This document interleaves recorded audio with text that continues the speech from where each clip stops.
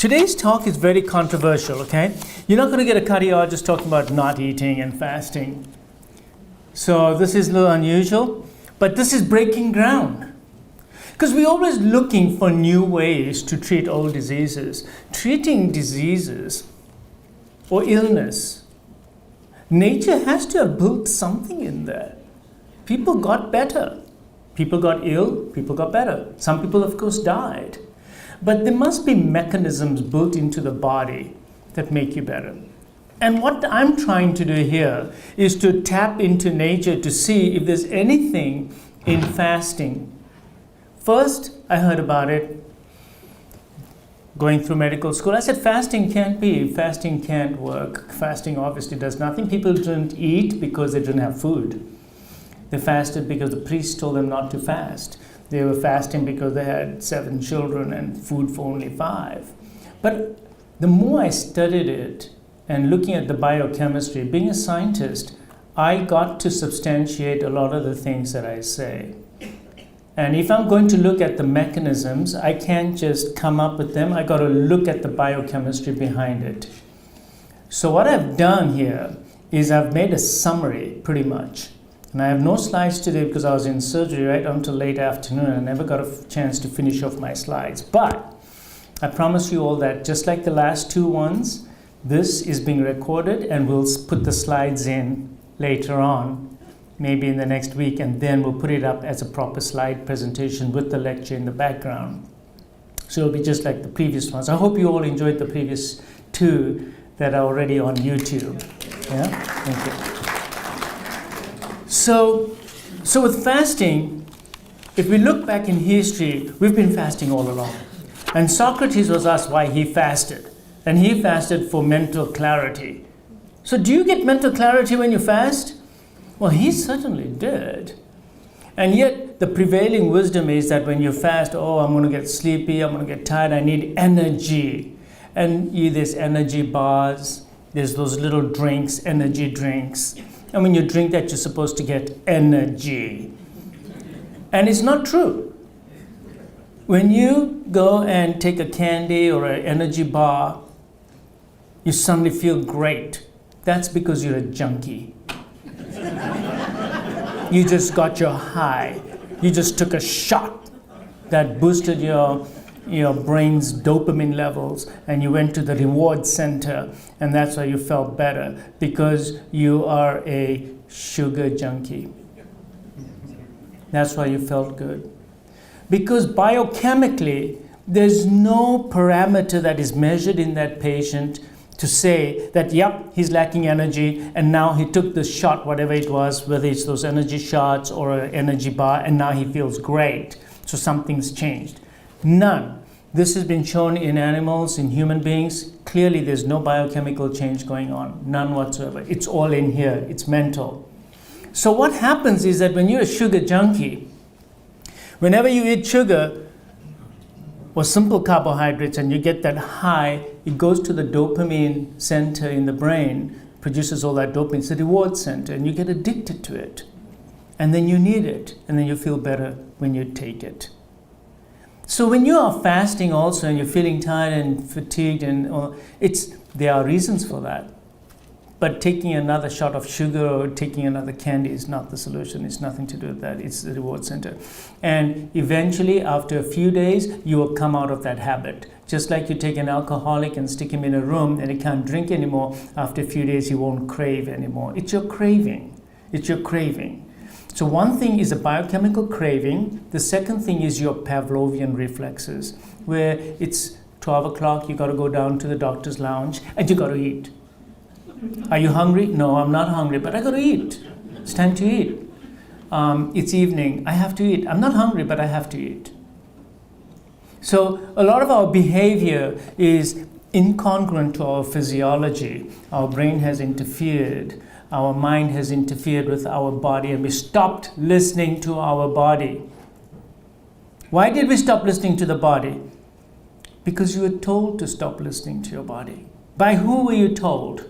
The press, the media, people around you, maybe your parents, maybe your friends, that you got to eat 5 times a day. 5 times a day. Maybe 6 times a day you got to eat. This knowledge is totally false. You don't have to eat 6 times a day. You don't need to have that calorie input all the time. This is not right. Oh, breakfast is the best and most important meal of the day. It's not. It's not. The most nutritious meal of the day is the meal that you have. That's it. End of story. But if you want to create a special breakfast meal, you're going to develop a cereal. And you're going to say, this is special breakfast food. Almost sounds like dog food, right? Create this food for the dogs. Now you got a special food for breakfast. You don't need a special breakfast food, especially one that's full of calories and sugar and is totally processed completely. So really there have been a lot of myths about this. So going back in history, so first of all, I want to tell you that you are all very old, all of you, extremely old. And how old are you really? Well, you're about 2.5 million years old. That's pretty old. And about 12,000 years ago, you changed and you started going into agriculture. So until then, you were a Paleolithic being where you ate mostly meat, some vegetables that you found, and drank lots of water. And when you were a Paleolithic being, none of you were such fantastic hunters that you could hunt and eat and kill every 3 hours. So for all those years, millions of years, right? You generated a genetics. That genetics is what you still have now because it was evolved over 2.5 million years. So in the last 12,000 years, you became more intelligent and started agriculture. So now your food changed. So when you went to agriculture, did your genetics keep up with your 2.5 million years of genetic change? Hardly. Because it takes another 2.5 million years to develop a new genetic package. You did not change genetically as your diet changed, but you continue to be an agricultural society because the population grew and it was harder and harder. So agriculture was easier and easier.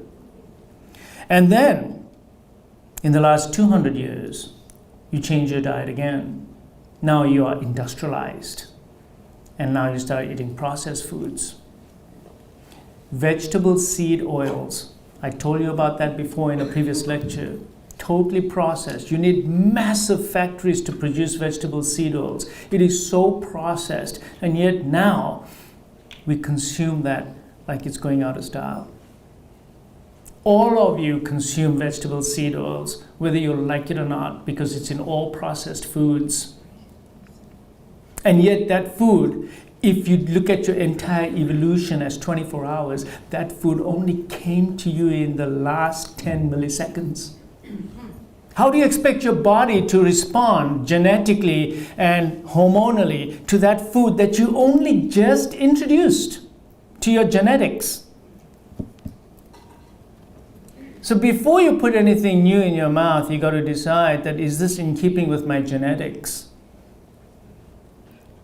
So really, this is very thought-provoking. Even agricultural products, it's very thought-provoking. Agricultural products are fine, but what did we do with them? In the year 1880, we invented the steel mill, and we made the flour. And when we made flour, we changed the glycemic index of the food completely. Completely. And that was a study that I talked to you all about before also. So we've changed as we've moved along. So our diets have completely changed. The Paleolithic being ate maybe once a day. And he ate during the daytime, by the way. Because if he tried to eat at nighttime where the carcass is outside, the hyenas or some other animal will want to share that with you. Probably make you their meal as well. So at nighttime you have to crawl into your into your cave. You got to crawl into your cave and stay there. And don't come out to drink water either. But no, we take the bottled water with us to bed. So our body is made to fast and is made to feast. And I will convince you tonight that you should be fasting and feasting as well. Because if there was no food around, and if your sugar just went down, down, down, down, down, your energy level went down, down, down, you'll be dead in 24 hours because you'll go into your cave and you'll just crawl in there and you're just going to get terrible because nature doesn't give you any way to come back. Oh, there's been no food for 24 hours. I'm just going to crawl here. I have no energy. I have no nothing. I'm just going to crawl and die. But no, that does not happen to you. Fasting doesn't kill people. And in fact, I asked you to fast all the time when I asked you to come for a stress test. Well, you don't come on the stress test and die. So we are used to fasting, and we do it. And when you're sick, you fast, don't you? When you have the flu, you don't eat. When your pets are sick, they don't eat. You don't see your dog running and eating his food when he's sick.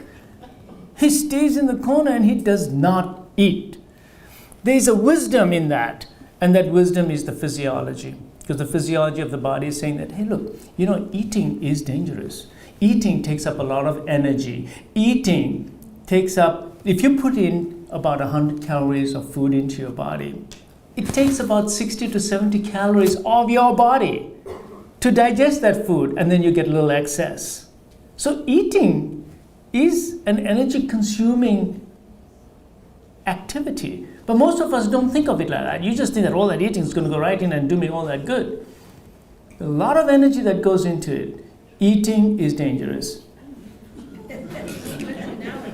It's true. Eating is dangerous. So, once in a while, when you don't eat, nature has put into you a biochemistry. So let's just dive right into that biochemistry a little bit.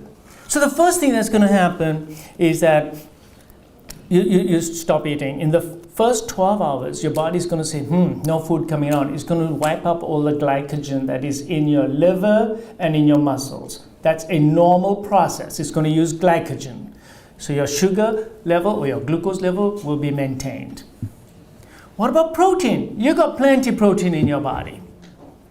What about vitamins? You got at least a month's worth of vitamins in your body. What about energy? How much fat do I have? Do you know that I have enough fat in my body to last me at least 40 days? So I have plenty of energy in me. I have about 50,000 calories stored inside me, which can be used. But I need to unlock those calories. They're in the form of fat.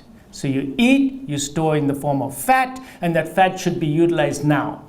So for the first 12 hours, I'm not going to use the fat. I'm going to use up my glycogen stores. How am I going to feel? I'm going to feel okay, unless I'm a junkie.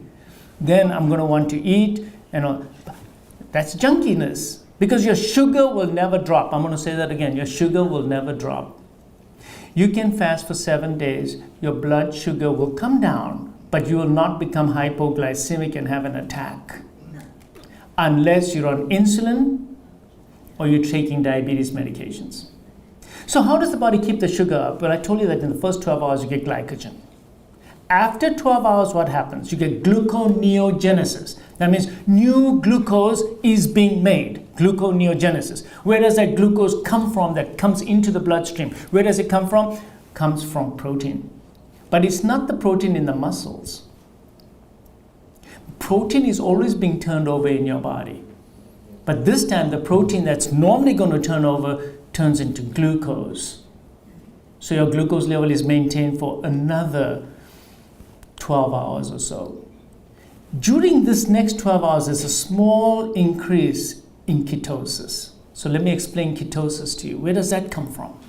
So what happens is that the body senses that you have very little food coming in. And I'm going to explain to you how that happens. How does the body know that there's no food? It's not just the sugar. I'm going to explain this to you. It's not sugar. So what happens is that now the fats in your body say, okay, we are here, utilize us. The only way fat can come into utilization is the insulin levels must drop. So the insulin levels are now low because you're not eating. When your insulin level is high, you store energy. When your insulin levels are low, you pull energy out of the fats. So now through the hormonal action of, hormone-sensitive lipase and the action of LPL, what happens? The fat stores open up because your insulin level is low. So the fats start being devoured. The fat gets converted to triglycerides and fatty acids. The fatty acids flood the bloodstream. You can't utilize fatty acids, so they go to your liver. And in the liver, your fatty acids get converted to ketones. There's two ketones, beta-hydroxybutyric acid and acetoacetic acid. These two ketones now go up. Ketones can be utilized by the body.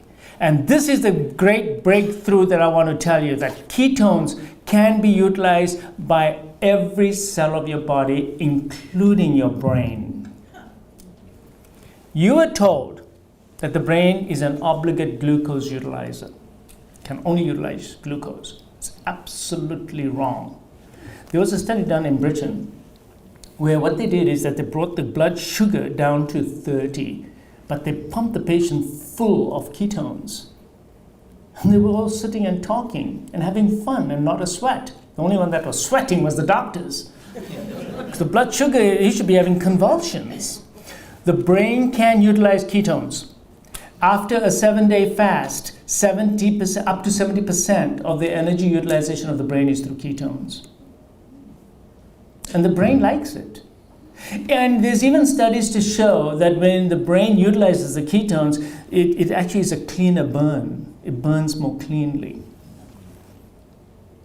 So what happens is there's a slow increase in the ketones, which actually starts around 18 hours and gradually goes up, up, up, up, up, up. So by 24 hours, you have some ketones, maybe 10, 15% of your entire energy source is now going to be ketones. How are you going to feel with ketones? Just fine. No problem. You feel okay. Because ketones are giving you all the energy that you need. Then, let's say another 12 hours go by. So you're now at 35 hours, let's say. Now the ketones go even higher and higher and higher. And by 3 days, your ketone levels are really beginning to get even better and even higher. So by the 5th day of fasting, you will have a lot of ketones. Now you can measure your ketones in your urine. So you get a little dipstick, and you can buy this, by the way, it only costs a few dollars, and you just test your urine to see when you become ketogenic. And you can test it.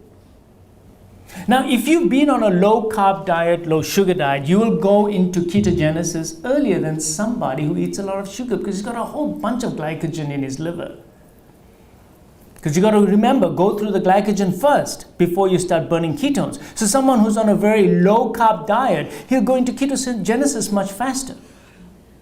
So it's the ketones. And the ketones will keep getting utilized, the fats will keep burning. So now you're doing the right arithmetic. That, okay, fine, I've used up my current account, so I'm going to my deposit account now, and I'm drawing money from my deposit account. Now, what prevents us all from utilizing my deposit account? It's insulin. Because I told you, insulin holds the key to opening up the fat stores.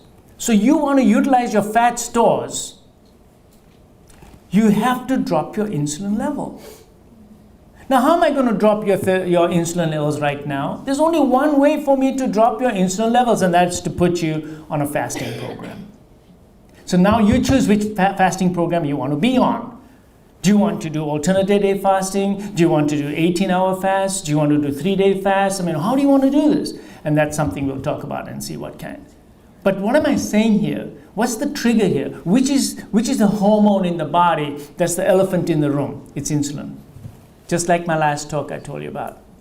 Do you see how it's all coming together? The fats, the sugar, the weight, the fasting, it's all insulin. It's all about insulin. So if somebody is taking insulin, how does that affect You're doomed.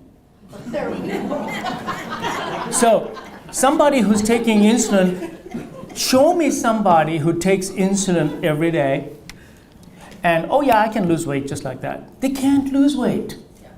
They cannot. I've done it. I've given insulin for 25 years to my patients and I yell at them and nothing happens. So long as their insulin levels are high, they cannot lose weight. And let me tell you something else, the mortality is also higher. Now, I'm talking about type 2 diabetics, okay? Not type 1 diabetics. Now, type 1 diabetics are insulin deficient and they need the insulin replacement. But type 2 diabetics already have a high insulin level and they have insulin resistance. So the insulin levels are already high and now you're giving them more insulin. And that is only going to hurt the patient even more. But your A1C will look better and your glucose will be lower. But show me the data that your survival is going to be better. Show me that you're going to get less Alzheimer's. Show me that you're going to get less inflammation in your body, coronary artery disease, stroke rates. It's all about the insulin, guys. It's all about the insulin. So you got to, in a chronic state, now when you're in the hospital and you're having DKA or some other medical problems and you're having surgery and you're getting on steroids and your sugar levels are high, I'll give you insulin. But that's a temporary thing to bring it down because I want your sugar levels to be ideal while I'm doing surgery on you because high sugar levels mean poorer recovery. So I want your ideal sugar levels. But that's a different story. I am talking about people who have high insulin levels because they have insulin resistance and you cannot give them more insulin. So you must get your insulin level down. I don't have a drug to give you to bring your insulin level down. But fasting will bring your insulin level down. Because if you don't eat, you're not going to make insulin. Now what's going to happen is that as your insulin level drops, and it's nice and low, your body will become sensitive to the insulin. Just like when any level goes down, you become sensitive. When there's too much of it, your receptors downregulate. Say, I'm not going to respond to this. So after you eat in a normal state, you produce a lot of insulin, let's say. Now that you've been down for a good period of time, let's say, I'm going to give you an example, 24 hours. Your insulin levels have been low. Now you eat that next meal, you're only going to make this much insulin. You're going to make a much lesser amount of insulin. So your body is going to deal with that meal differently than had you eaten in a fed state. So eating after a fast is metabolized totally different than eating in a fed state. It's much more forgiving to you. And what's going to happen is that you will produce less and less insulin even in the next few days after you fasted one day. Look at the rewards I'm telling you about. You ought to diet at least one day where you don't eat anything because it'll give you a sustained benefit for days because your insulin sensitivity is going to be improved. So what happens here is that insulin stays nice and low. Your body becomes more sensitive to the insulin, produces less insulin, so you're not locking the fat stores, and you keep burning fat, which is what you want to do. So here's a reason to fast if you're overweight. You want to get rid of the fat? Fine. This is the way to do it. Well, why don't you just do caloric restriction? So you still eat 5 times a day, but eat small amounts. You cannot do that. You lose a little bit, but you lose much more muscle, and you lose some fat. You will feel miserable, your metabolic rate will go down, and your body resets itself, and you'll gain all that weight right back again. Because that's not natural. Because when you were a Paleolithic being, you didn't just go and nibble at the carcass and say, okay, I'll come back here and eat 5 times this little carcass. No, you didn't do that. It's just totally unnatural to do that. And the body's physiology is in keeping with that. So the biochemistry is telling me the same thing, that yeah, you're not supposed to do that. So you're supposed to eat when the food is available, which is usually once a day. Now, let's say, what other benefit am I going to get besides the insulin and utilizing the fat? Well, the body says that, okay, this poor person hasn't had a kill today.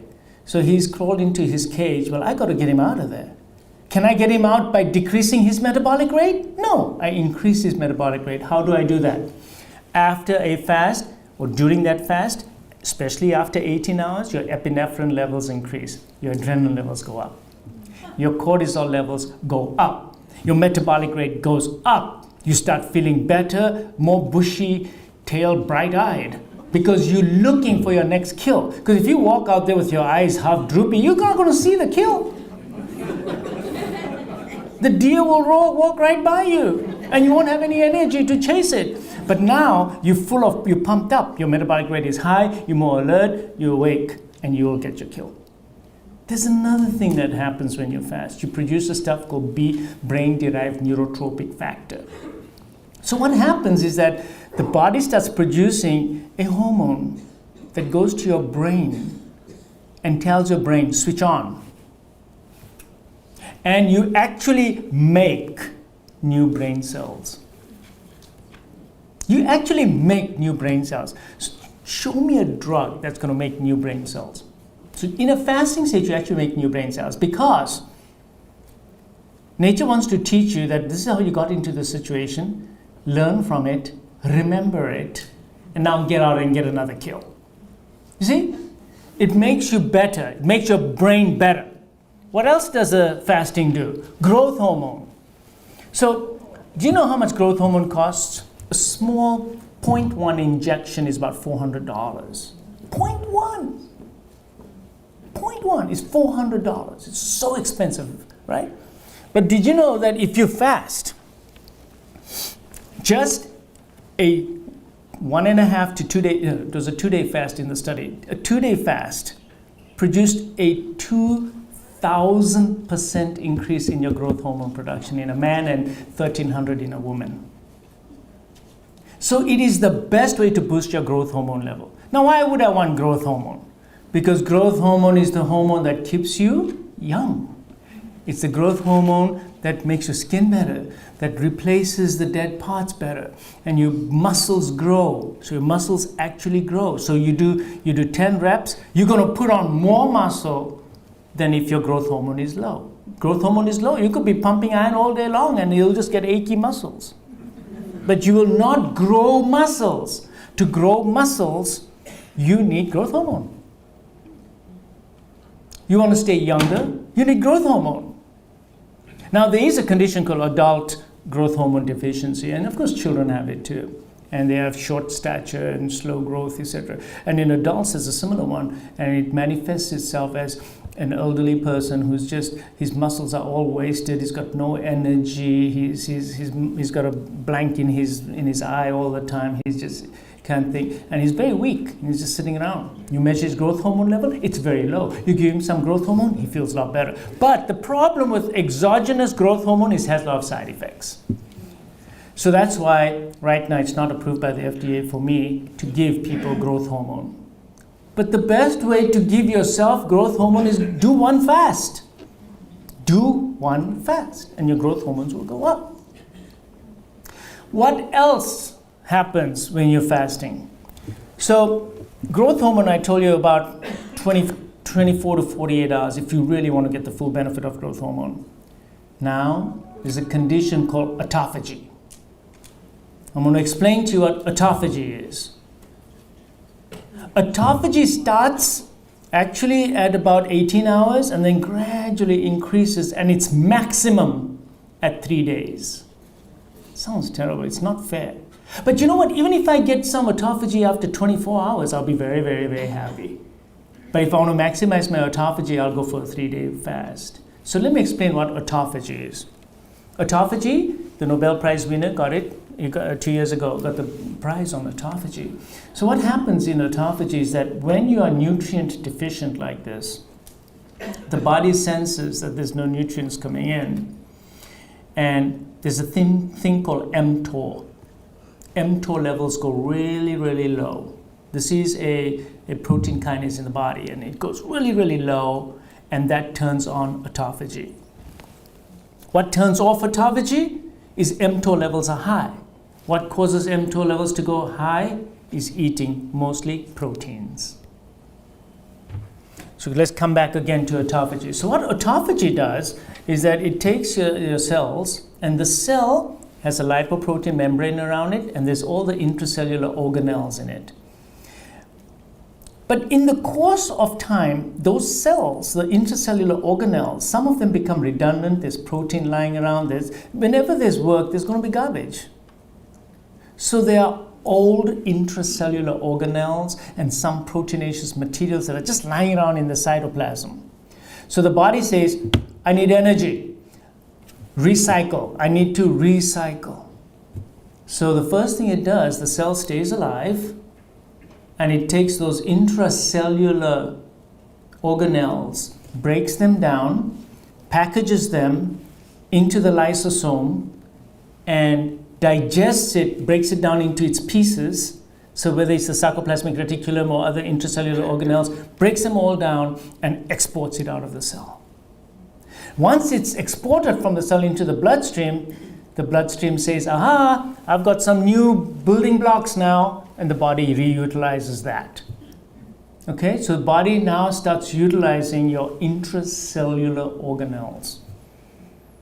So you're recycling your cell. So your cell doesn't die. It goes into a state of recycling.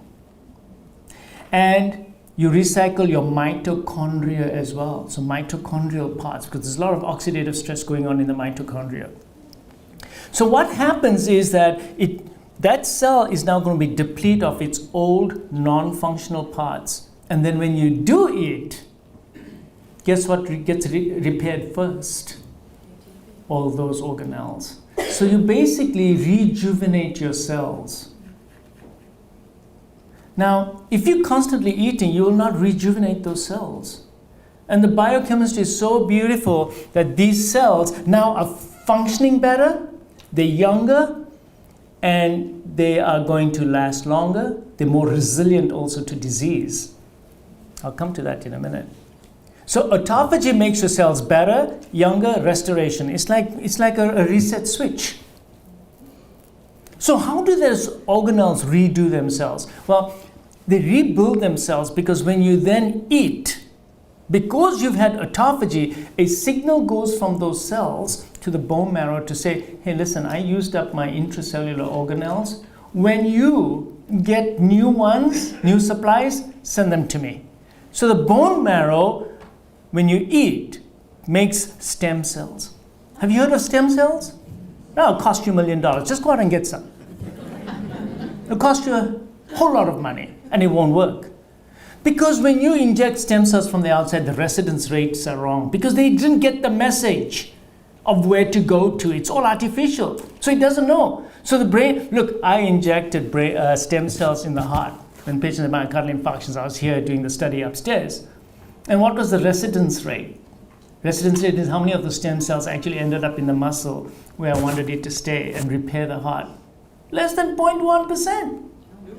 Did the ejection fractions go up? No change in ejection fraction. So injecting stem cells from the outside does nothing for you. It was good to study stem cells, and it still is, for the reason that you need to harness nature's way of giving you stem cells. You want a stem cell transplant right now, you're going to fast. It's the fastest way to increase your stem cells. So these stem cells come out of the bone marrow. It's called refeeding reward. And they go into the organs and replenish cells that have died and change the machinery in those cells as well. So there's a whole rejuvenation process. You are a younger, better, more resilient person than you were before. And this has all been documented over and over again. But there's no industry that's going to support me because there's no financial gain if you get better and younger and live longer. Because there's no one there to make money out of it. No one makes money when you fast, they lose money. So, boost your growth hormone, boost your stem cells. This has been very well documented. Not only in humans, in animals too. Well documented, over and over again. It's just that nobody's ever heard of it. And everyone thinks that, oh, fasting is just fasting, it's starvation, it's no good. But there's so much science behind this. So the next benefit, of course, is stem cell mobilization that occurs. And to get the maximum benefit of that, you can't just do, overnight fast. No, you really need to fast, because for the bone marrow to say, I'm going to come in and replace, you got to really have reached that point of replacement. So you can't speed it up either. So the question is, can I do a 3-day fast? Of course I can do a 3-day fast. You got to prepare yourself mentally. You got to prepare yourself physically for the environment. Make sure that you're with your best friends and environment.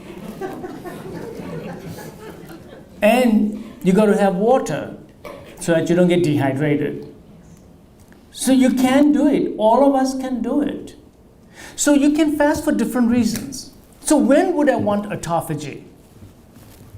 I would want autophagy, one, just to live longer. Number two, let me tell you something.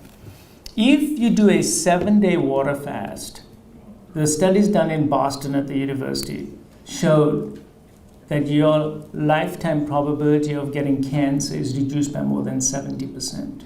Some studies even higher. Because the cells that are going to die off in the state of the fast are going to be your cancer cells.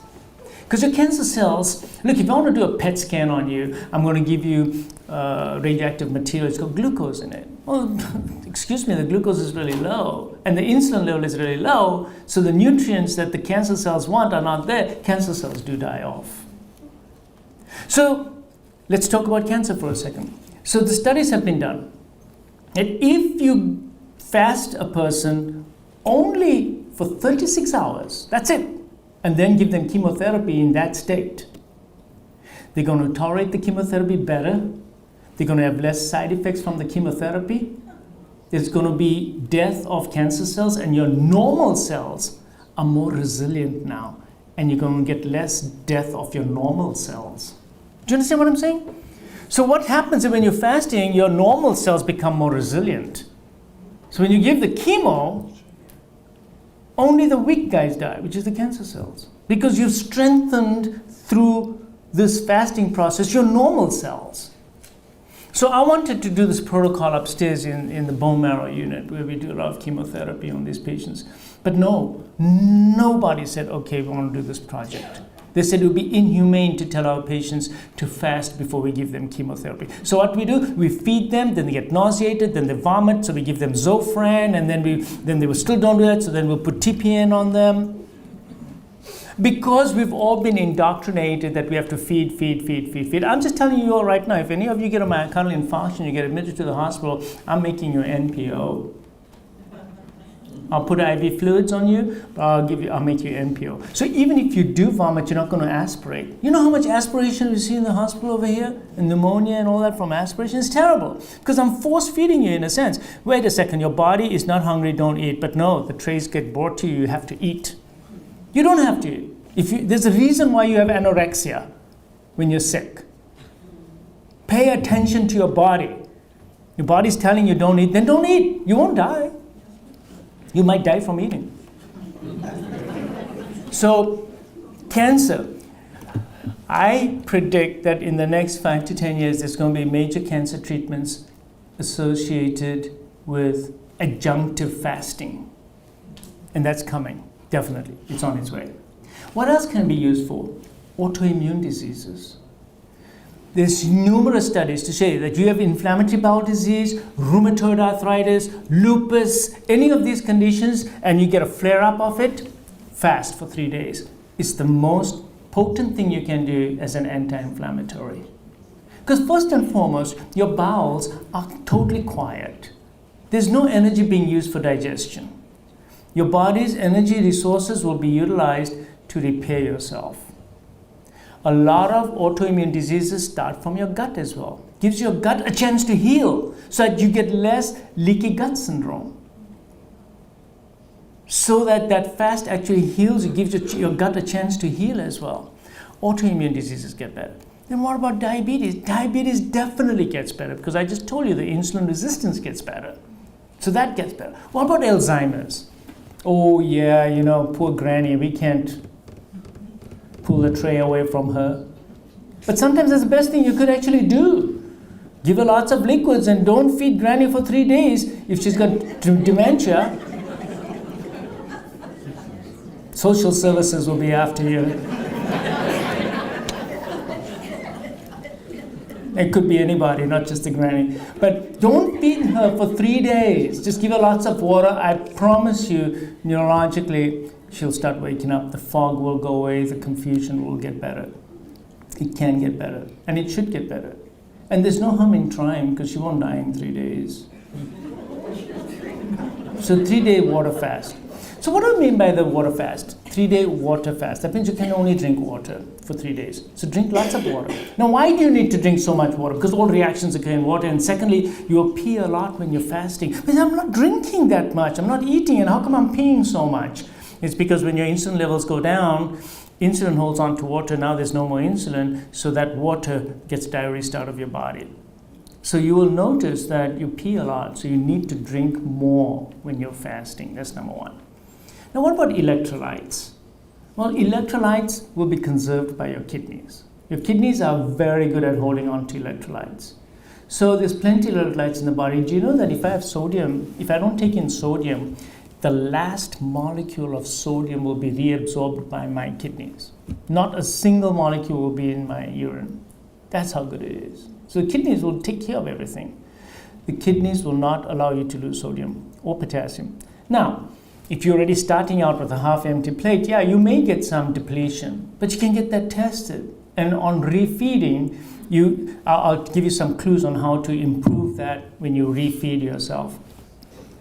But it's unusual to get electrolyte imbalance. But if you do get it, take a pinch of salt in the water, and you'll find that your cramps get better, and your dizziness gets better, and your headaches get better. So these are complaints that a lot of patients have, that, oh, I was fasting, but after about 15 hours, I had a bad headache. Well, go and drink more water with a little bit of salt in it. And put Himalayan salt, because that also has some magnesium and other things in it. And you'll feel a lot better. Dizziness is usually due to low blood pressure, because your blood pressure comes down. So you get dizzy when you're fasting, it's not because your sugar's down, it's because your blood pressure's lower. Drink water.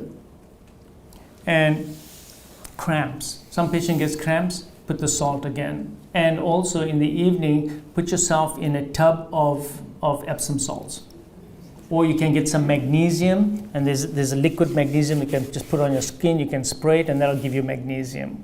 And that's what it's all about. So give yourself salt, some magnesium, you'll start feeling better. Patients say that, I get so hungry. Well, hunger comes and goes. There's a ghrelin increase and decrease according to the circadian cycle. So all you have to do is pay attention. Yes, I'm hungry. All right, drink some water. Expand your stomach. And you'll feel better. Half an hour later, the hunger's gone. Keep your mind busy. Get going. Do something. Have your chores. Get them done. Your hunger will go away. Patients don't continue to be hungry all day long. It just doesn't happen. If they are craving, it's again, like I told you, they'll develop a Pavlovian reflex, or they'll become a junkie. So hunger comes, hunger goes. Most patients find the second day the hardest, and then from the third day onward, they actually feel good. And the third and fourth day of fasting, fourth day they feel phenomenal. On the fifth day, they want to go running, they want to go to the gym, they feel wonderful. So you got to get over that hump. If you really want to do that type of a fast, you have to know that I'm going to face a problem. On the second day, it's going to be hardest. Third, fourth, fifth day, I'll do better. So who should do the long fast and who should just do intermittent fasting? So first and foremost, if you just want to be healthy, eat once a day. At the most, twice a day in a 6 to 8 hour window period. So that's called time-restricted feeding. So if you just want general maintenance, you want to lose a little bit of weight, you want to stay healthy, you don't want to become a diabetic, you don't want diseases of modern man, then start eating less frequently. Start learning how to eat once a day or twice a day in a 6 hour window period. So if you're going to have lunch at 1 o'clock, you should have dinner at 6 or 7 o'clock, and that's it. No snacking in between, because every snack will increase your insulin levels and it breaks your fast and your ketogenesis as well. So on a daily basis, it will give you a little bit of autophagy, it will give you a little bit of ketosis, and you will burn fat. Your body will learn how to take food in when you're eating and then burn the glycogen, and then for about 4 hours or so, it will pull out some from the fat. So there's a nice cycle there. Then once a week, you can extend that further by just skipping the evening meal also. So instead of a 24-hour fast, it becomes a 36-hour fast once a week. That will give you a huge boost in your immunity. You'll find you won't get the flu. Your immunity will get better because your immunocytes are now new, because your stem cells have kicked in. 36 hours is a magic number, and it's doable. To tell everybody to do a 3-day fast is kind of tough, or a 5-day fast. But people have done this. Some of my patients have done 7-day fasts. There's some people with whom I communicate with my iPhone all the time, 14-day fasts. But they're doing it because they have severe diseases. So they have a lot of chronic disease that they want to get rid of. And they do it. And they don't do it a lot. They'll do a 7-day fast every 6 months. That's it. You don't have to. Now, the rest of the time, they're doing time-restricted feeding because they have these chronic diseases of Alzheimer's or diabetes, or they've had 2 cancers already, or they want to just lose a lot of weight and they want to get rid of that high insulin level. So, eating in a time-restricted period, that's good for all of us. I think that our life revolves around eating too much. And we've been bamboozled by industry and by just all sorts of nonsense out there.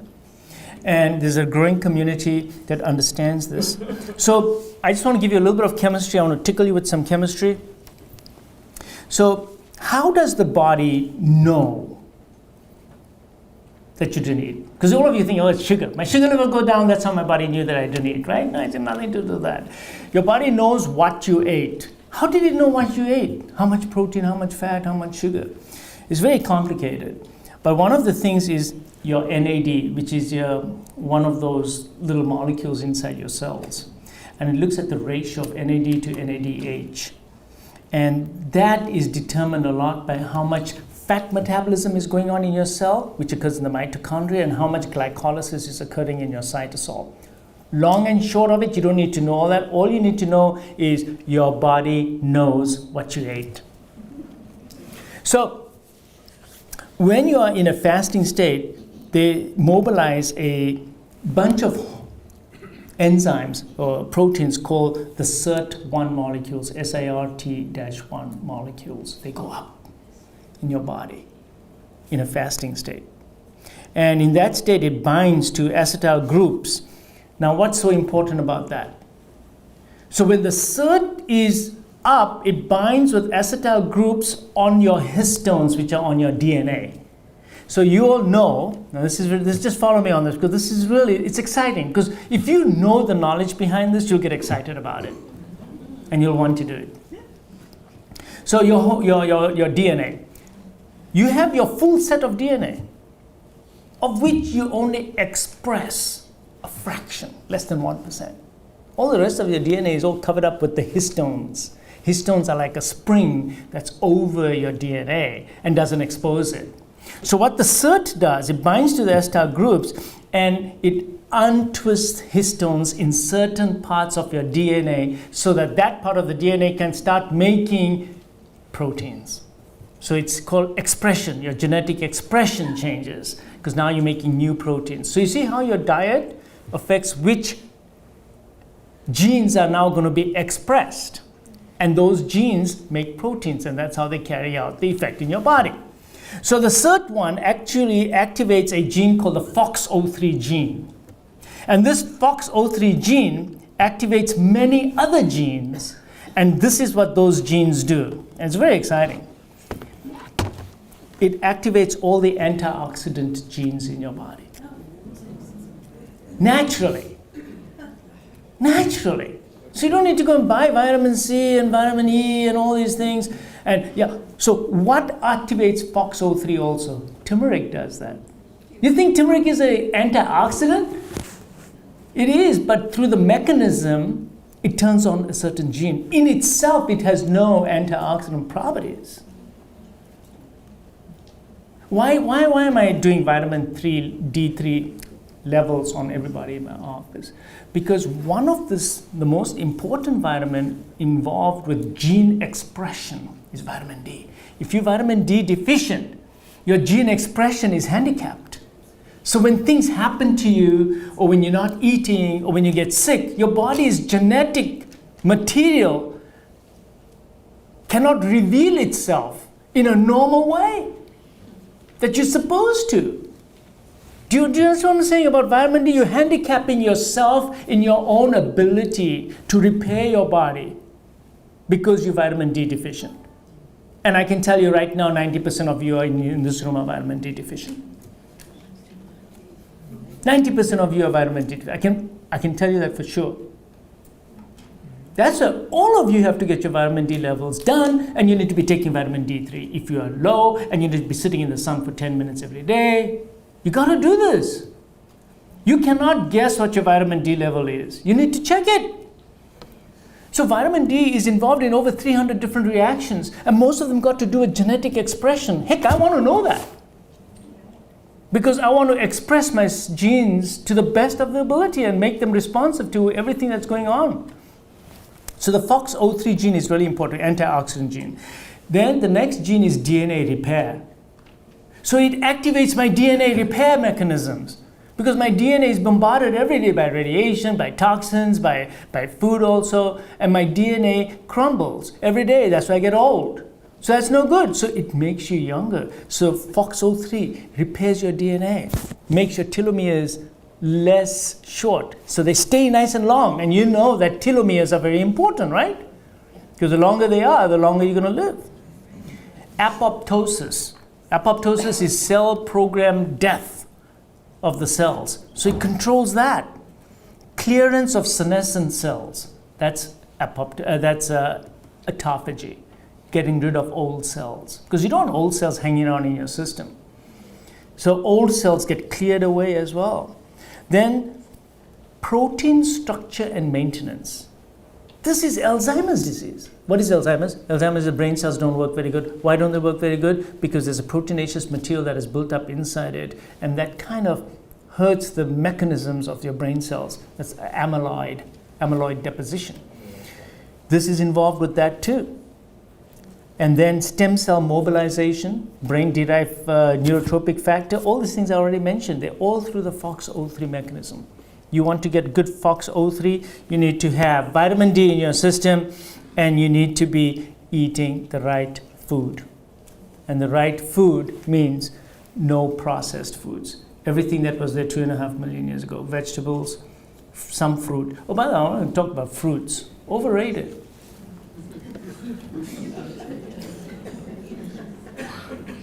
So what happens is that at the end of the summer and fall, the fruit is bearing there.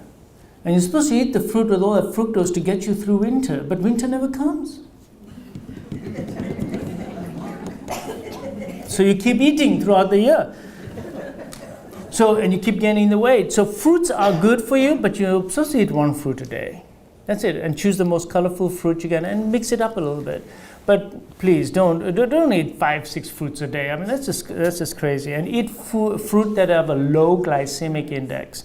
High glycemic index fruits are watermelon, all the melons that you have, all the stuff that they give you when you order a fruit plate in the restaurant. That's all that bad stuff, all of it.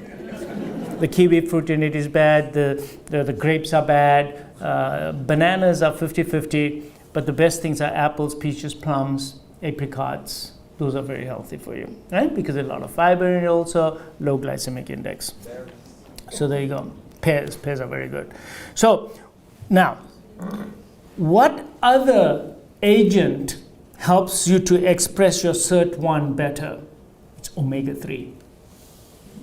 Now you know why I'm so anal about omega-3 levels. They need to be, so again, I can promise you not 90%, I think 95% of you in this room are probably omega-3 deficient. Now, may not be an absolute deficiency, but the ratio of your omega-3 to omega-6 is off. It should be ideally 1-to-1. But I bet you most of you are about 20-to-1. Because omega-6 is found in all the vegetable seed oils. So what happens is that this ratio is because what happens is 3 and 6 compete for the same substrate. So you can be taking fish oil fine, but if you're also using vegetable oil, you've just defeated the purpose. So omega-3 also lengthens your telomeres, as does vitamin D. See, simple measures, simple things. What else lengthens your telomeres and helps with your DNA is meditation. Meditation actually has been shown to increase your telomeres. And lack of sleep shortens them. And melatonin. I want to say something about melatonin. Melatonin prevents cancer, but it also turns on FOXO3. So if you're not getting melatonin, you're not getting sleep at night, you're not getting rejuvenation. Now you know the mechanism of why you get so old, because you're only sleeping 3 hours a night or 4 hours a night, or worse still, you're doing night shift or all those things, and therefore your sleep is totally dysfunctional. But very, very important. Okay, so now you know that the body actually is very intelligent. What you eat immediately starts changing your genetic expression. Did you ever think about that? I never thought about that until I did all this research and started researching all this about 5-6 years ago about diet. I always thought that, oh yeah, it'll just change my hormones, my cholecystokinin, my insulin.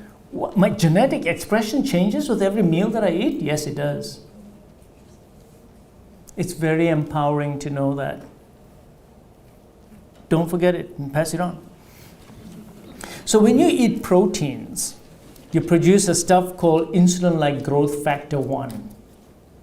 Now, this is a warning to all of you, okay? Too much protein will produce too much IGF-1, insulin-like growth factor 1. That turns on mTOR. I mentioned mTOR earlier on. And these are protein kinases. And what this does, it stimulates your ribosomal production to make more protein, which is good. So when you eat protein, you make more muscles. That's fine. But you also have cell proliferation. And what that does, it increases your risk of cancer. Now, there's absolutely no doubt that a high protein diet increases the risk of cancer. I think that data is unequivocal.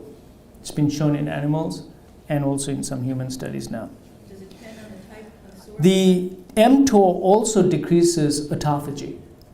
So if you are on a high protein diet and you think that you're getting autophagy, you've just turned it off because of mTOR. Because I mentioned that earlier on in my talk. It turns off mTOR. So how much protein should you have? Well, not a lot. How much is not a lot? Well, you're not growing, you're not lactating, you've all passed puberty, you're not bodybuilders. 0.35 per pound. That's it, grams per pound. So I weigh 150, so 50 grams of protein. That's all I need. And I'm going to get enough of that in my regular diet. Taking protein powder, not a good idea. Not a good idea. Cut it out. We did it. We all did it. I did it for a while. You will notice your sugar levels go up because it stimulates your insulin production as well, and it's got a lot of glucose in it, and it will cause IGF-1 levels to go up, and it increases protein synthesis, risk of cancer, and decreases autophagy. Now, I just told you that autophagy is so important, and here this thing turns it off. Don't do protein bars, for goodness sake. You don't need it. And nature doesn't give you protein on its own.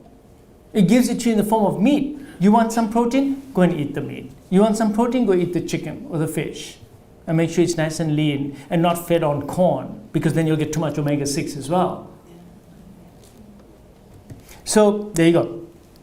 Now, insulin-like growth factor is just like growth hormone. So there's a group of people out there in Ecuador, and they have Laron syndrome, which is a gene mutation. I got to tell you about this. What that means is that the growth hormone receptor has a mutation. So it doesn't work very well. So these people are very short. They're real short, they're real stubby as well, but they live to be 100, 110. And they have no cancer and no high blood pressure. And it's all to do with that growth hormone receptor mutation. That is why we're saying that, listen, if you want that type of physiology, you need to cut down on the amount of protein you know. It's overrated. Because you go to a restaurant and you order your salad, and what's the first question? Protein? No, I don't need any protein in my salad, thank you. But they'll always ask you for that. It's overrated. Now, I'm not saying that you shouldn't add some grilled chicken to your salad or something. You can do that, but take it in the context of how much protein you're eating during the day, and please don't supplement even more unless you have illness, unless you have GI problems and you can't otherwise eat and you're wasting away and your teeth are really bad and you're sick. You might need some protein. Most of us don't need it. 99% of us don't need it. So in those patients, they have very low insulin levels, very low insulin-like growth factor levels. And there you go. So you'll have less diabetes, less cancer in those patients. So different diets turn these genes on and off. When you eat sugar, you turn on a gene called RAS-PKA.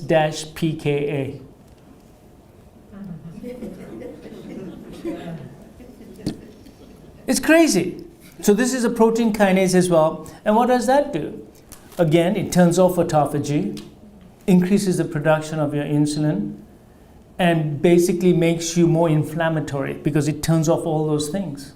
So you become inflammatory. Sugar causes inflammation in the body. Fructose causes insulin resistance in the liver. I went over that with you all before. So sugar is very, very bad for you. Sugar is a poison. Sugar is not natural. Sugar was never found in nature. It's a totally processed food. It's processed. It's as processed food as all the other processed foods that you eat. It's just as, but people think sugar is just, it's natural sugar, it's sugar.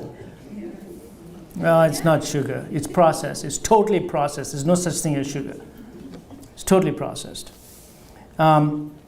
So, if you don't want cancer, heart disease, diabetes, degenerative joint disease, inflammatory conditions of the bowels, then don't get old. Don't get old. Now, why did I say that? Because there's a lot of truth to what I'm going to say here, okay? So, all these conditions are conditions that occur in aging. If you can slow down aging, you won't get those conditions. So what is the best way to stay young? Your genetic material, and for you to constantly stay young. But I told you already how to do that. Fasting. Keep your weight down. Eat the right foods. Your genetic material will stay young. You stay younger, you're not going to get those 5 conditions. If you get prematurely old, and by the way, we're getting old fast. It's 30-year-olds and not even 20-year-olds coming into my office, and they're already 50 years old. Because of the lifestyle. What they're eating, their lifestyle, their sleep patterns, their stress patterns. So don't get old. So everything that I'm saying is also anti-aging. So now, does that mean I'm an anti-aging doctor? I am. But there's a lot of other people out there also doing anti-aging. But I'm a different anti-aging kind of doctor. I do it more naturally, and I know the science behind it. So I'm not going to tell you to go and, take the special cream and put it on you and eat the special concoction, because how natural is all that? Just how natural is that? I mean, if you want to be natural, then you don't walk away from one of those providers with a bag load of drugs and creams and other things. I mean, how natural is that? I have nothing to sell you. I got nothing. I got vitamin D in my office. I got vitamin K2. By the way, you all should be on vitamin K2 as well. What is vitamin K2? Vitamin K2 takes the calcium, takes it out of your tissues and puts it back into the bone where it belongs. So how come you got vitamin K2 deficiency? Because you all went on that low-fat diet, right? So it's absorbed through fat. You don't have fat, you're not going to absorb vitamin K. You don't have fat, you're not going to absorb vitamin D. How do you think you all became vitamin D deficient? Because we went on this low-fat craze. Low-fat this, low-fat that. So it compounded your nutritional deficiency. When you went on a high-carb diet, which is what the government told us to do, because what we did, we went on a low-fat diet and substituted all with carbs, you also became nutritionally a desert. Because you didn't get all the good things. Look, when you eat natural fats in natural ways, like let's say you eat a piece of a fish, or you eat meat, or you're eating vegetables, it comes with everything in it. So your ADEK will get absorbed with the natural fat. You need it. You need it. And that's how it's going to get absorbed, because that's how it was 2.5 million years ago. Who are you to try to change this in the last millisecond of your life, in your evolution? Okay, so let's talk about that.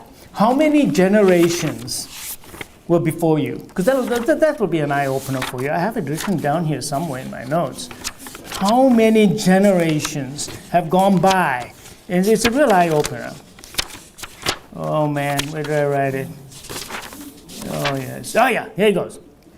So in the 2.5 million years, there were 100,000 generations. And each generation improves on these genetic materials, So you got 100,000 generations. And then they produced the Homo sapien. How many generations were in the agricultural time, since the agricultural thing happened? Only 600 generations. So 600 generations have been eating the benefits of the agricultural revolution. And what about the industrial revolution, which changed it even more? Because remember, much of the agricultural was okay actually, because the grains were kind of whole. But in the industrial revolution, how many generations have gone by?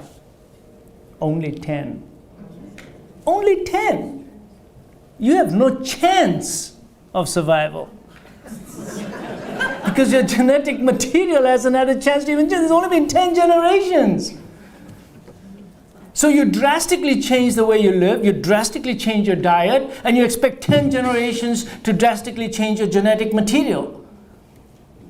Now, if you're lucky and you procreate wisely, then maybe another 1,000 generations from now, your kids will adapt to this new diet. But right now, you stand no chance. You see what I'm saying? Stay on this diet, stay on this lifestyle. And after another 1,000, maybe 2,000, 3,000 generations, the new human being will have adapted to today's food. You won't stand a chance. So there you go. All right. So how much more time do I have? I have a little bit more time. So I want to give you a few more hints over here on fasting and things to say about fasting. So I already talked about the biochemical changes, and I told you how. So the first thing you need to do, if anyone wants to start a fasting program, is to cut down on your carbohydrates. You cannot jump into a fasting program with a regular diet. You have to first be carb conditioned. You need to cut down on no processed foods. No processed foods. Nothing unnatural. Anything that's refined. No sugar. No drinks except for water and tea and coffee. And by the way, when you're fasting, you can have tea and coffee and all that, but without the milk or cream. You can add a little bit of coconut if you want, coconut oil that is, or MCT oil, because that'll give you some satisfaction and take away your hunger for a while. So that's very important. I want to say this, refeeding syndrome. So let's say one of you did decide to do a 3-day or 4-day fast. I warn you that when you start eating again, you may have a problem, because what will happen is that if you are phosphate deficient, because you're nutritionally already eating the standard American diet, the SAD diet, then you don't have enough phosphate in your body. And your bones are the biggest storage of phosphate. And most of us have osteopenia. How come we have so much osteopenia? These 30-year-old women that come to my office and I have osteopenia. How come? It's terrible. Living in Florida, they all have osteopenia. It's terrible. So obviously when she does her refeeding, she's going to get phosphate deficiency, because what happens all of a sudden, stem cells go in, they need building blocks. And one of the building blocks is phosphate, to replace the cells that have died. And so if you get phosphate, so you get tremendous muscle weakness and muscle aching, and that's from phosphate deficiency, and that can happen. So when that happens, you need to go and get some bone broth. So all of you should know how to make some bone broth if you've made it. The Indians have been doing it for years. But just put some bones in there and how to cook the bone broth. You should know how to make one. Now, if you're a vegetarian, you can make it out of vegetables too. But it's very, very helpful. And even during a fast, if you absolutely have to do anything, you can have some bone broth during a fast. Okay? Bone broth. Because it's got a lot of glycine in it, and it's got phosphate, and it's got a lot of minerals in it. And that will really help you, even the magnesium. So it'll help you overcome some of your problems. So learn about bone broth. And don't buy ready-made bone broth. Make it yourself. By the way, there's lots of recipes now on the low-carb diet, what kind of breakfast, lunch, or dinner, whatever you want to cook is available. Bone broth, how to make it. My favorite book that I use is Jason Fung's book, right? Jason Fung, F-U-N-G.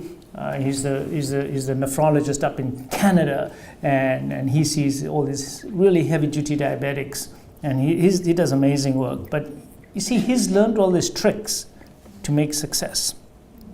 So the potassium can fall, magnesium can fall, and phosphate. So refeeding, just be careful, use bone broth during that time. Already mentioned all the side effects, which are okay. Coffee, tea, I mentioned the tea, and black tea. Medicines. Pardon? Medicines. Medicines, yes. When you're doing fasting, it depends which medicine. Now, if you're taking diabetes medications, and I'm telling you all, if you're taking diabetes medications, they will cause a drop in your sugar level, and it could be a dangerous drop in your sugar level. Especially insulin should not be taken. And glyburide, glipizide, those agents should not be taken. But don't do that without your physician knowing. You've got to involve your physician. If you're a diabetic patient, your physician needs to know about it. If your physician doesn't want to know about it and doesn't approve of you doing fasting, well, maybe you need to find another one. You see, because, and look, it's not bad. Look, physicians are great, but we're taught to treat illness. Get sick, and I'll know what to do with you. But you want to stay healthy? Heck, I don't know. That's the problem we have. So it's not that they don't want to help you. It's just that they don't know. They've never been there to handle that kind of situation. I'll tell you what I do with my patients, okay? I stop the insulin right there. No more insulin, and I stop glyburide or any other agent that drops the blood sugar except for metformin. I keep them on metformin. And then I tell them to measure the blood sugars. And for 3 days or 2 days, they may have high blood sugar, but that's not going to hurt them. That's not going to hurt them. So if you look at what hurts you the most, it's the high insulin level that hurts you more. If your glucose level is a little bit high, okay, that may glycate some of your proteins, but it's temporary. It's not going to hurt you in the long term, but insulin will hurt you. So that's what I've done, and for most of them, after the fast, they feel a lot better, and they can come off insulin. They should be able to come off insulin. But you got to, the trouble with physicians is, and myself included, we're so busy that ideally I would like to see you going on a fast, and then I'll see you today, because we discussed it. I'd like to see you again in a couple of days, at least. Now, if I'm going to stop your insulin, I might want you to take your blood sugar every day, at least 4 times, and report to my office, call the office, tell the nurse, my sugar is doing this, that, and have a very close follow-up on that. The trouble is that our system is so broken that most physicians can't do that. And if they try to do that, they'll go broke. Because there's no reimbursement for any of this stuff. It's really terrible. But that's what I'm saying. Find a physician that you can at least talk with frequently, go and see frequently if you want to come off diabetes medications. Now, all the other medications, blood pressure medication, you should take everything else. But you measure your blood pressure. You got to take things into your own hands because nobody is going to do it except you. You must take control of your life. We have become a society where we go to the doctor and say, fix me. No, you got to do it yourself. You must take your blood sugars every day, get your ketone sticks over there, get your blood pressure machine, start taking your blood pressures. If your blood pressure starts going below 100, you call the doctor, hey, my blood pressure level, just need to be on Vasotec. Oh no, stop the Vasotec. Good, fine, done. And that's what happens actually. So it's hard to predict who's going to drop their blood pressure and who's not. But generally speaking, you got to be very vigilant. And you need a doctor that you can quickly approach or a walk-in clinic that you can walk into. That's why I have my walk-in clinic, right? People can walk in And yeah, they might have to wait, but at least they're going to be seen. And if I'm tied up, at least my practitioners will take care of the patient. So your blood pressure will drop because you become volume depleted, or because of your physiology changing. Your physiology is changing, that's why your blood pressure is dropping. So yeah, you can come off, look, high blood pressure, sugar, high triglycerides, and low HDL are all part of metabolic syndrome. This makes metabolic syndrome better. Therefore, your blood pressure will come down, your sugar will come down, your triglycerides will come down, and your HDL will go up. I told you all before that the lipid abnormalities that you see, very few of them are primary lipid abnormalities. The rest are all reflections of your glucose metabolism that has gone haywire. So the most important things to look for on your lipid panel is not your LDL. It's your triglycerides and HDL and the ratio of HDL to triglycerides. If it's off, you have a sugar problem. Even though your sugar is good or your hemoglobin A1C is good, if your triglycerides are high and your HDL low and the ratio is greater than 2, you probably have high insulin levels. And that needs to be determined, and the treatment of high insulin levels today is fasting. Changing your diet and doing intermittent. Now, what do I do 6 months down the road? The patient comes to me and says, oh, I've lost all this weight. Look, I feel great now. I'm down on my medications. I'm hardly taking anything now. I will repeat his insulin levels. If they are good, I'll say, you know what? Things are much better now. You don't have to be so crazy about your diet anymore. But automatically, most of them still do time-restricted feeding because they love it. They feel so good doing it. So very few go back to eating 5 times a day. You know, so there you go. So very important that we do this. I wanted to mention something else too. Yes. So studies are very hard in humans, but I wanted to show you one study that was done in monkeys about fasting. So they took the monkeys, the rhesus monkeys, which we're very closely related to them. They deserve more respect, I think. So, rhesus monkeys. So they took the experimental group, gave them 30% less calories. The standard teaching for weight loss, 30% less calories, right? So 30% less calories. And the control group, they gave them milk protein, corn oil, sugar, and unlimited feeding times. Pretty much like an American diet. That was the control group. And then what they did is they looked at the outcome at 5 years in these rhesus monkeys.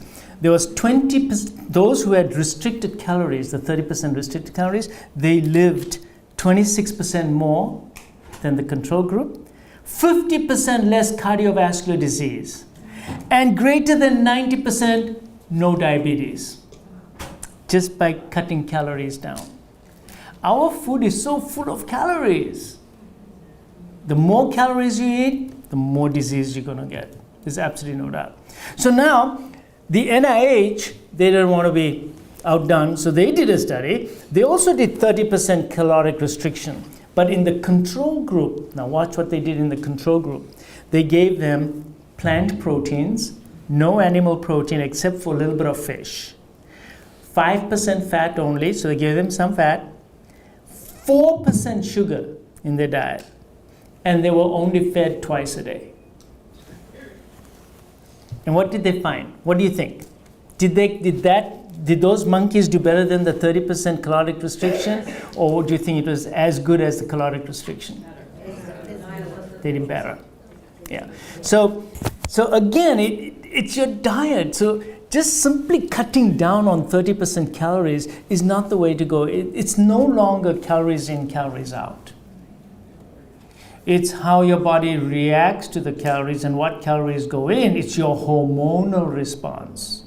How you respond hormonally and how you respond through your genetic expression. So be careful what goes past the tongue, because that's going to determine your future.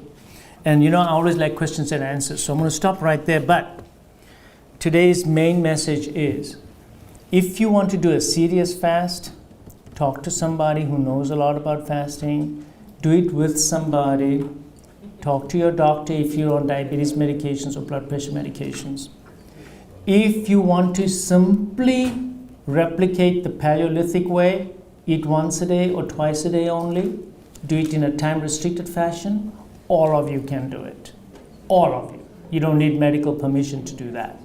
The only time I'm telling you to seek more help is if you want to do a 3-day, 5-day, or 7-day water fast, or even more water fast. All right? And there's a lot of books that you all can read, especially Jason Fung's book. And if there are any other questions, by the way, as I said before, this talk, I'll put my slides in there and then post it onto YouTube. Galen Foundation wants to continue doing stuff like this. So my next one, I'm going to talk about all sorts of things, including sleep. I'm going to do a whole topic on sleep and how to improve your sleep, because that's so important.